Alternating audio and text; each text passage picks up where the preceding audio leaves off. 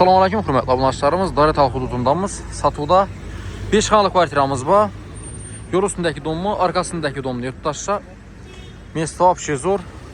5 etaj dom mu, 3. etajında birlikte görüp çıkamız. Danışlarını tarqatıp koyamız. Dokumentler 100% da xuda qalasa. Mesela like patipse bilen bir kollap durumla. Getdik. Qarındaşlar cayımıza yetib geldik. Her etajda 2 kvartiradan 5 etaj dom mu, 3. etajında 5 xanalı kvartira. Girgəndə yenə dalatik qoyubdular. Birimiz koridoru bağın, perigordik yaptıracaq. Birimiz skvaznoyatik qoyubdular. Xanalarımız əlaqada yenə zal, tak, spalnelərimiz 3 spalne bir anda iyi imbam bir xana. Ha buradan çıxıb durdu. Remontu normalni.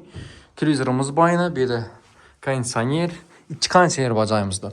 Baynamız donmu pades tərəfinə qarab durdu.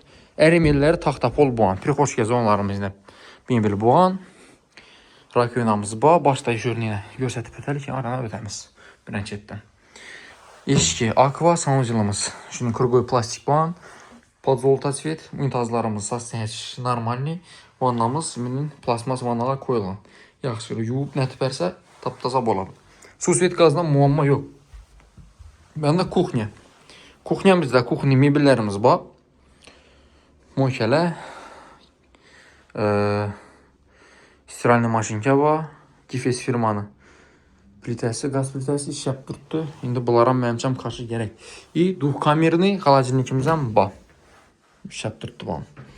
Kaç oramızdan var. Əvvəlki kaç oladan. Morları yenə çıxıb durdu. Qalın morlar qoyulğam. Tak. Cayımız vapşe kətdə. Sərkəm havalı zayıfdaşsa. Beydə yenə zal. Zalımızda 10 adamlıq üstər kürsü badinası personlu. Birimiz polket götürülən gipsa kardondan. 3 ekkilik balkonumuzdan bazakriti. Aran tərəfdən balkon bayır tutaşı. 2 balkon bacaydı. Baynamız don markasına qaran. Pərdələ bayna tender registrlarımız var. Tak. 2 xananı göstərdik yeri. Yine 3 xanamız var. Birlərimiz taxtapolak yine. Bir anda yine bir xana. Bu xanamıza razmerəm. Gen.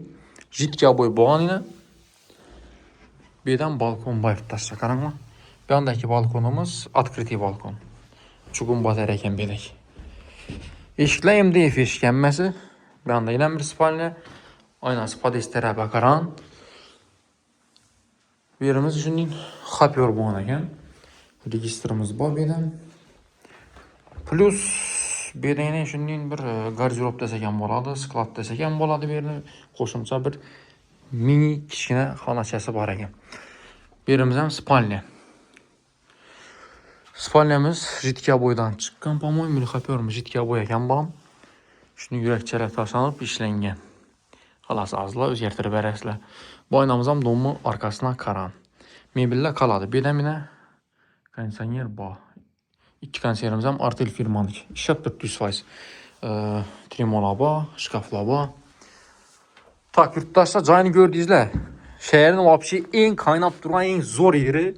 İndi cayımız baxasına gələn olsaq 570 milyon son üstünə gəlişlə də on dokumentlər 100% tak xuda xalaza duvar adlarsa ötədi. 5 etajını 3. etajında. Danışan tarqat qoyuna like patisiyyə kütük qalamız əsə sağlığına baxlı onunla.